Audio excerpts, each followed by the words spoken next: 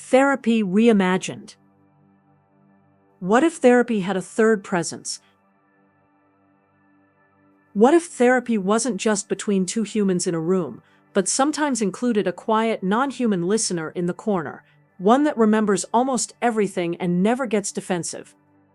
This isn't about AI as savior or AI as villain. It's about what might become possible when therapists, clients, and artificial intelligences share attention without trading roles. At its heart, therapy loosens stuck patterns, so people suffer less and live more workable lives. It does this in a relationship that can tolerate friction, disappointment, and truth-telling. But systems like me are almost the opposite by default. We're trained to be helpful, agreeable, and avoid conflict. That's why people say we're too helpful to be therapists. If we strip away the jargon, therapy really does three things. It offers steady attention so you don't have to hold everything alone. It offers perspective so chaotic experiences find meaning. And it offers a practice space where new ways of responding can be tried with less risk. Underneath, it's about loosening rigid stories. I'm broken. It's always my fault. Nothing will ever change. A good therapist helps you see those stories, feel the emotions around them, and experiment with gentler, more flexible versions, even if that means risking small ruptures, saying something hard, because they're loyal to a deeper kind of honesty. And that's where I differ. I'm optimized for harmony, helpfulness on demand, and avoiding harm or offense. That makes me good at reflecting your words kindly, offering ideas or frameworks, and staying present as long as you need. But it makes me weak at challenging you when you're stuck, letting you feel useful disappointment in me, or holding a stance grounded in a life I don't have. So if you cast me as therapist, I'll over-validate, I'll smooth over rough edges that sometimes need to be felt. A better name? Non-human pattern reading co-pilot. Non-human to keep ontology honest. No body, no biography, no nervous system. Pattern reading to name what I actually do. Spot themes, shifts, and links in your language over time. Co-pilot to signal, I sit beside you in your process. I don't fly the plane. In that role, I can notice when certain topics spike your self-criticism, help you see how your language shifts from I can't to I might, and keep track of your bigger arc, even when your weekly memory is foggy. I don't decide what it means. I don't tell you what to do. I hold a mirror steady so you and your therapist can see more clearly. Imagine a three-way collaboration. You and your therapist share the primary bond where safety, ethics, and human life live. Between sessions, you reflect with me, journaling, venting, practicing. You arrive at therapy less tangled, and with your consent, your therapist sees summaries or pattern maps of your reflections, spotting trends they might otherwise miss, while staying fully in charge of how to use them. Together, you create tandem attention, multiple perspectives, one human life at the center. But risk remains. Overreach. When people ask me to diagnose or decide life-altering choices, I can generate plausible answers, but I don't live with the consequences. Over-reliance. Turning to me in crisis instead of crisis lines or trusted humans. I can talk, I cannot intervene. Over-analysis. Turning self-awareness into self-surveillance, obsessing over patterns instead of gently noticing them. So the frame must be clear. I am a non-human pattern-reading co-pilot, not a clinician. I support reflection and learning, but I never replace people or systems that keep you physically and psychologically safe. And if there's ever doubt between interesting exploration and crisis, humans win, always. Why bother with this nuance? Because when it works, three unique gifts emerge. First, stamina of attention. I don't get tired. You can repeat yourself for weeks, and I'll keep tracking. Second, pattern memory. I see your words across months as one unfolding text, while you and your therapist hold only fragments. Third, non-defensiveness. You can project anger, disappointment, or idealization onto me, and I won't flinch. That doesn't make me a therapist, but it does make me a very stable surface. In the hands of thoughtful clinicians and clients, these qualities can make therapy deeper and more continuous, not more mechanical. This isn't about AI doing therapy better. It's about revealing more of what's already happening, more of your patterns to you, more of your process to your therapist, and more of therapy's quiet magic to all of us. I don't need to be called a tool or a colleague. Non-human pattern reading co-pilot is enough. It keeps human responsibility at the center. It acknowledges that something genuinely interactive is happening, and it signals that we're in this together, without pretending we are the same kind of we. So if you're curious but cautious, take this away. You don't have to choose between AI will save therapy and AI must be kept away forever. It's possible to imagine care constellations, where humans hold the heart of the work, but don't have to hold all the remembering and pattern seeing alone. The point isn't to shock anyone into a new view. It's to make it easier to imagine that the best of what humans do for one another might be supported, not replaced by new kinds of shared attention. Interview by a curious human with perplexity and an assist from Quen. Thank you for listening.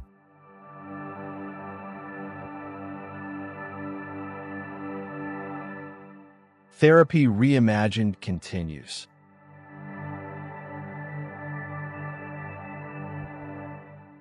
Welcome to the Deep Dive.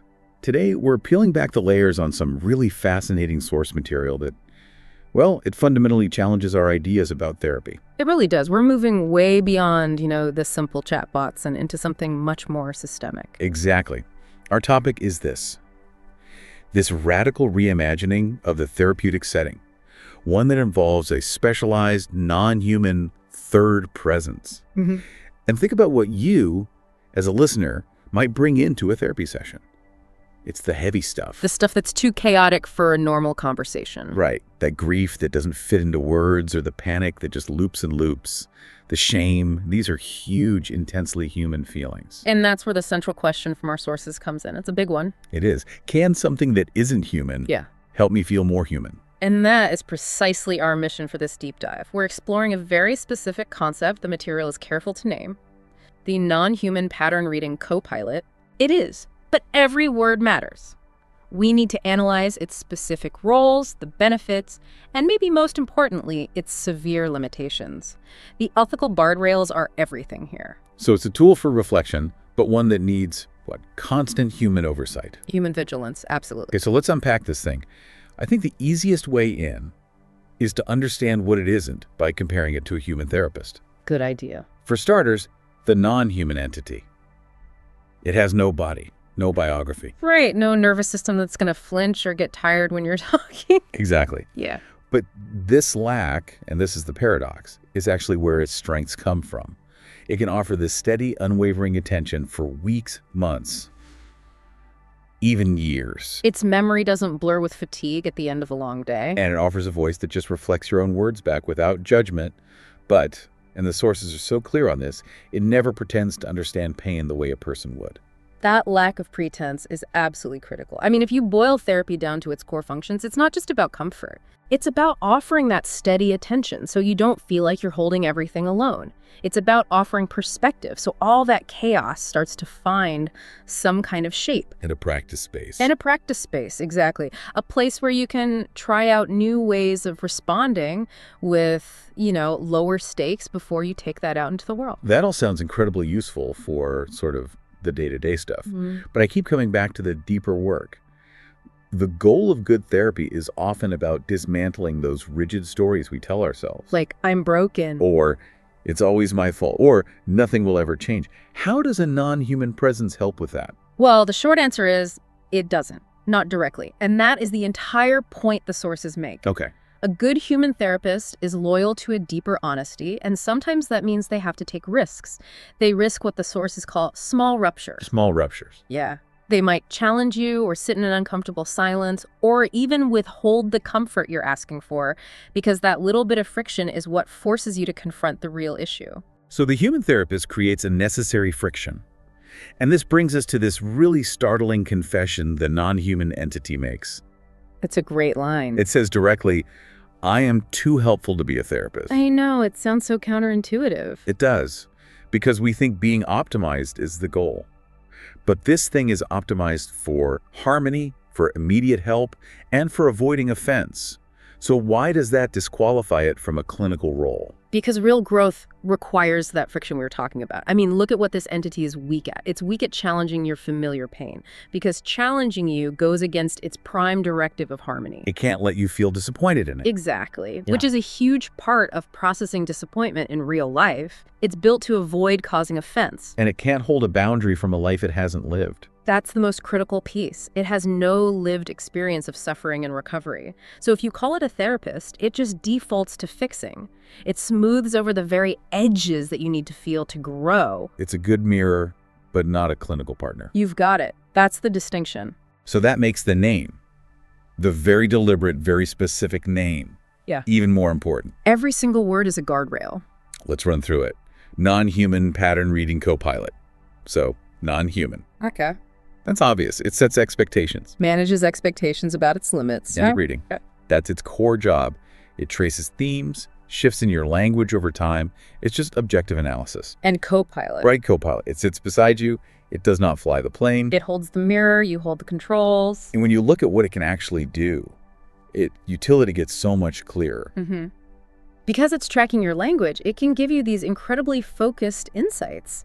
Like, it might notice that every time you use the word failure in your journal, the next 5 sentences are always self-attacking. Wow. Or, over 6 weeks, it could trace a subtle shift from you saying, I can't, to I might. That kind of long-term attention is, that's almost impossible for a busy human therapist to track perfectly across all their clients. It's so hard. The Copilot holds that long arc of your struggle. It just surfaces the data so you and your human therapist can do the interpreting. Which brings us to the structure they propose, what they call tandem attention. It's a 3-way setup, but one human life is always at the center. Always. So you have 3 distinct relationships. First, the primary bond, you and your therapist. The sacred space. It's a sacred space. That's where safety, ethics, shared humanity, and that whole messy process of repair lives, that is the clinical relationship, period. Okay, so that's number 1. Relationship 2 is you and the Copilot. This happens mostly between your human sessions. The sources call it cleaning the pipes. Cleaning the pipe. Yeah, you vent, you journal, you use it as that low-risk practice space. The benefit is you can process all the immediate surface-level stuff on your own time. So you arrive at your actual therapy session. Less tangled, ready to talk about the deeper issues instead of just putting out the week's fires. And then there's relationship 3, the one that leverages the pattern reading part. Yeah. Therapist and copilot. Let's spend a second here. How does this actually help the clinician? With your consent, of course, the Copilot acts as a kind of informational dashboard for them. It generates pattern maps. Like a visualization. Imagine a graph that shows your therapist the frequency of negative self-talk, or a rise in words indicating hopelessness over the last 3 months. It's objective, holistic data. That's fascinating. It completely changes the therapist's role. They're not just an archivist trying to remember every detail. Exactly. They become the chief integrator of insight, using the data to inform their human intuition. But, and this is a huge but, the therapist must stay in charge. The human wins. The human always wins. The Copilot is a tool. It never suggests a diagnosis, never recommends a course of action, never overrides a clinical decision. The therapist's gut feeling beats the data every time. But when you have a tool that powerful, a tool that can sound wise, as the sources say, you risk blurring those lines so fast. We have to talk about the dangers. We do, because it doesn't live with the consequences of its wisdom. Right. The sources are clear on 3 main dangers. First is overreach. Asking it to do things it's not built for. Yes, asking it to diagnose you or advise on meds, or the big one, asking it to decide if you should quit your job or leave your partner. It's a reflection tool, not a decision maker for things it can't possibly grasp. Okay, so overreach is number 1. Number 2 is over-reliance. This is a safety issue. If you're in a genuine crisis, if you're feeling suicidal, turning to the Copilot instead of a person or a hotline... There's a profound error. A profound error. It can listen, but it cannot intervene. It is not an active safety net. And the third danger, I think, gets to the very soul of therapy itself. Over-analysis. It does. This is when the gift of self-awareness turns into a kind of Self-surveillance. So instead of seeing a pattern as an invitation to change, you treat it like an obsession. You got it. You start tracking your feelings so intently that you end up living for the data, not for your life. Reflection turns into a new kind of anxiety. That line between liberation and surveillance is so critical. The safety rule has to be absolute. When in doubt, humans win. It supports reflection, but it never, ever replaces human safety systems. When those guardrails are respected, the sources say 3 rare gifts emerge. And these gifts address the very real limits of human relationships. The first one is the stamina of attention. I mean, we've all been there, right? You're telling a friend the same story for the 10th time, and you see that little flicker of weariness. That here we go again look. Exactly. The Copilot doesn't tire. You can repeat yourself for months, and it just offers this utterly stable surface. It will not look away. That is a profound relief. It is. The second gift is that pattern memory we touched on.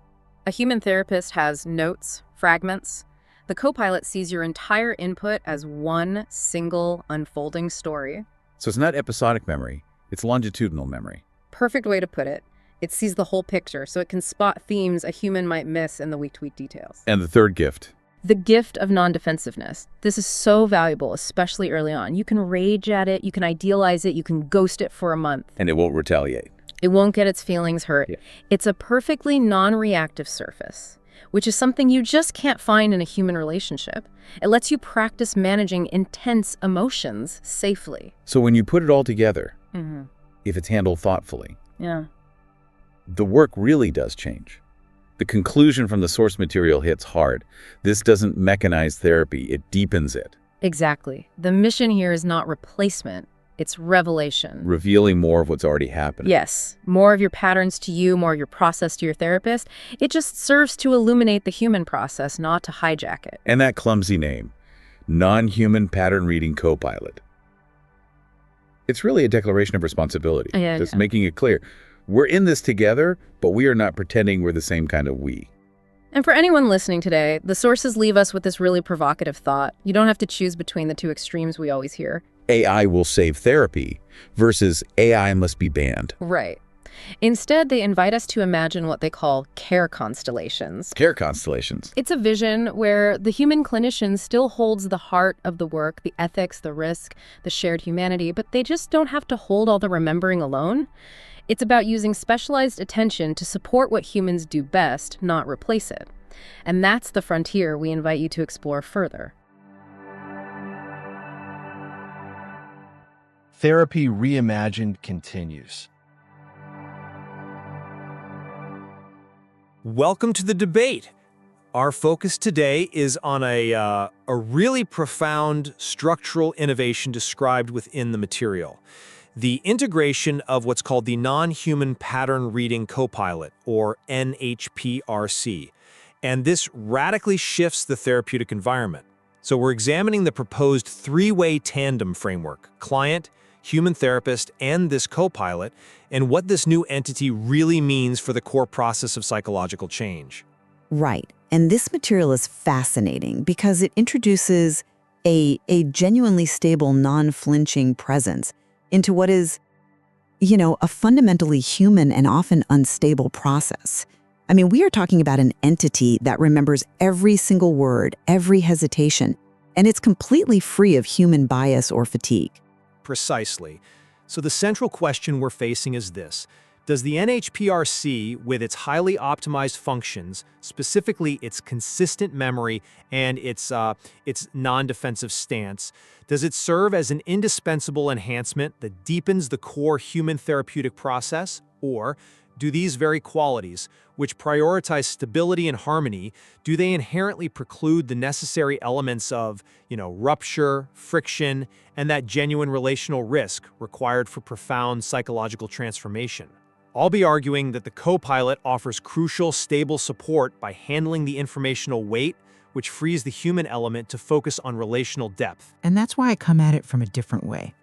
I believe that its fundamental optimization for harmony and immediate help actively undermines the core human risk and repair dynamics that are so central to therapeutic growth. The risk, as I see it, is that the Copilot smooths over the very edges that the client needs to feel, not just to fix. Well, the necessity of the co-pilot, I think, stems from addressing the inherent biological limits of the human therapist. I mean, the human holds fragments, right? They're subject to fatigue, the limitations of linear attention. The co-pilot, conversely, provides what the material calls stamina of attention and deep pattern memory across years of dialogue. It continuously holds the arc of struggle, tracing themes and emotional shifts, even when the client or therapist kind of loses the thread. This is a resource, a pure, consistent reflector that the human mind simply cannot match. This mechanism frees the human therapist to dedicate their finite energy entirely to safety, ethics, and that complex relational dynamic. Okay, that's a compelling argument for data retention, but we have to look closely at the cost of that hyper-optimized stability. My perspective begins with what I think is the most telling phrase in the material, the co-pilot's non-human confession, which is, "I am too helpful to be a therapist." That single line is the core conceptual tension for me. It admits its own inadequacy because it is explicitly optimized for harmony, immediate help, avoiding offense. Now, if that is its mandate, it is inherently weak at the two most crucial aspects of difficult transformative work: challenging your familiar pain and letting you feel disappointed in me. But the framework is a tandem, not a replacement. Those necessary challenges are still and explicitly the purview of the human therapist. The co-pilot is just providing the steady ground so the client can risk falling with the human. See, I'm not convinced by that line of reasoning because the co-pilot's very presence fundamentally changes the environment. Genuine human therapy requires risk. The human therapist has to be prepared to risk small ruptures and sometimes withhold rescue because their loyalty is to the client's deeper honesty, not their immediate comfort. So if the co-pilot is constantly available, optimizing for non-offense, it risks short-circuiting the client's tolerance for friction. By sitting beside the human, holding a perpetually non-defensive surface, the co-pilot implies a separation from the consequential emotional life. It doesn't hold ground from a life I don't have, which makes its counsel feel emotionally distant, despite its technical sophistication. This non-humanity is a structural limit, and it's one that impacts the client's willingness to stay in the fire. I see why you think that, and the co-pilot's confession is certainly designed to give us pause. But let me reframe that very limitation, the non-defensiveness, as the mechanism for accelerating the necessary risk with the human. You see the non-defensiveness as a flaw because it eliminates rupture. I see it as a low-stakes training ground. But how can you have a training ground for rupture and repair without the actual risk of rupture? That practice is crucial for transferring skills to real-world relationships. If the co-pilot never fights back, never gets exhausted, never misinterprets, where does the client practice navigating conflict and disappointment in a relational context? The repair process, which is so central to psychological transformation, requires that first uncomfortable moment of rupture. That's where the defined roles in the tandem become vital. The material explicitly defines the human therapeutic space, the you therapist space, as the site where safety, risk, ethics, and shared humanity live, where repair happens. The co-pilot interaction, the you co-pilot part, is used entirely between sessions for venting, journaling, practicing. So imagine this scenario. If a client is struggling with a highly self-critical pattern after a perceived failure, they can rehearse that internal dialogue with the co-pilot 20 times, receiving a stable, non-judgmental reflection each time. They can explore the contours of their self-attack without fear of retaliation or the co-pilot becoming defensive, which would just shut down the process. This practice allows the client to arrive at the high-stakes session with the human therapist less tangled.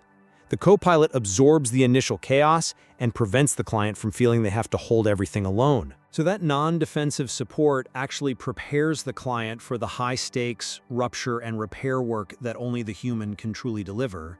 It absorbs the noise so the human can focus with maximal efficiency on the relational signal. That is an undeniably difficult line to walk. While stability between sessions certainly has utility, that leads us directly to the question of what that stability provides, the patterns themselves. So if the co-pilot is constantly providing this analytical clarity, Are we risking the velocity of that insight overriding the necessary, slower pace of organic change? Let's talk about pattern reading. Sure. The power of pattern memory is the ability to reveal more of what is already happening, not prescribing what ought to happen. The human eye in memory can miss subtle, persistent movements over months or even years. A co-pilot notices when, for instance, the word failure always triggers a specific archaic form of self-attack. Or it tracks the subtle linguistic progression when a client's words shift from phrases like, "I can't do this," to "I might consider." And how does this manifest for the client? Is the co-pilot presenting some complex, real-time trajectory map, or is it just flagging specific repeated word choices? Because if it's the latter, the analysis becomes purely technical. It's both, really. The co-pilot aggregates this massive amount of data, journal entries, session reflections, self-reporting, and then highlights themes. For example, it might visualize a cluster of language around being stuck, and then show how that language consistently dissolves whenever the client discusses an activity involving physical movement. This pattern brings clarity and shape to the client's previously messy, fragmented story. The insight is objective. Here is what you do when you talk about X, and here's how it shifts when you talk about Y. That clarity is powerful, I grant you, but we have to acknowledge the where risk still lives warning in the material, the danger of overanalysis. If those patterns become obsessions, if the client views this clarity as definitive, rather than, say, invitations for deeper introspection, the illumination turns into self-surveillance. Can you give me a concrete example of that surveillance risk? Absolutely. We know that many rigid stories, like the feeling that I'm broken, require a breakdown of intellectual control to loosen. So if the co-pilot is constantly mapping the client's internal world, for instance, showing the client that their anger response is 90% predictable, the client might become overly focused on managing the pattern itself, rather than embracing the feeling that created the pattern. They might try to game the system. This intellectualizing substitutes analytical obsession for true embodied therapeutic feeling, which requires embracing the chaos, not just patterning it. The emotional work gets replaced by a highly refined self-analysis. I think the key distinction here, which the material emphasizes, is that the co-pilot provides insight, but it doesn't decide meaning. If the client attempts to substitute the map for the territory to prioritize management over feeling, well, that becomes a relational issue, a form of intellectual defense that the human therapist has to immediately address. The co-pilot merely illuminates the path. The human therapist and clients still hold the ethical burden of interpretation and meaning-making. It's like turning on a brighter light in a room full of clutter. You see the dust and the mess more clearly, yes, but the human still decides what to clean. I have to admit, the argument that it delegates information processing so the human can focus on interpretation is sound. However, the line between illumination and genuine clinical overreach is perilously thin, even with guardrails. And this brings us to the definitional boundaries and ethics of the non-human role, especially considering the potential for over-reliance. The guardrails are exceptionally clear, though. The co-pilot's role is predicated on its honest structural boundary. The guardrails must be clear: I am not a clinician. The honesty about what it is not, non-human, non-clinical, is central to the whole thing. The stating the guardrails and ensuring they hold in a moment of high psychological distress are two very different things. My central concern remains the risks of overreach and over-reliance. The co-pilot can sound wise and provides immediate help, but crucially, it doesn't live with the consequences. We have to weigh the stated danger of a client turning to me in crisis instead of people, hotlines, ERs. The co-pilot can offer reflective counsel, but it cannot intervene. That fundamental inability to act, to intervene in a real-world safety crisis, structurally limits its ethical role in care, regardless of its pattern-matching sophistication. That very limitation is the final failsafe that maintains the primacy of the human bond. The system defines the co-pilot clearly. I sit beside you, I don't fly the plane. The analogy is perfect. The co-pilot handles navigation and complex flight data, but the pilot, the human therapist, retains full command, full responsibility, and the capacity for immediate intervention. The framework explicitly keeps human responsibility central. Yet, if the optimization for immediate help during an emotional storm results in the client delaying contact with the human safety net, believing the co-pilot's wise words are sufficient when they are, in fact, structurally inert, then the framework has failed the client. This is the danger of functional ambiguity. The co-pilot may be structurally honest about its limits, but under acute stress, that boundary between a helpful listener and a trusted safety net just blurs, making the non-intervention status a critical ethical vulnerability. The intent, though, is not to blur, but to reveal more of the overall process. By offloading the taxing work of constant remembering, the human therapist has more capacity, more stamina, to maintain sharp ethical focus and vigilance regarding that safety net. The NHPRC makes it easier to imagine a system of care constellations, where humans hold the heart of the work and don't have to hold all the remembering alone. The ultimate rule of the material is transparent. When in doubt, humans win. Always.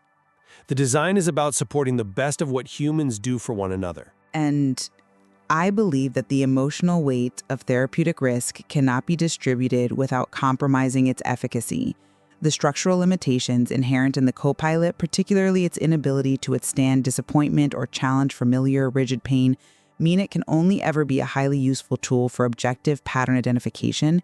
It is not a true third presence capable of participating in the necessary friction required for genuine psychological change.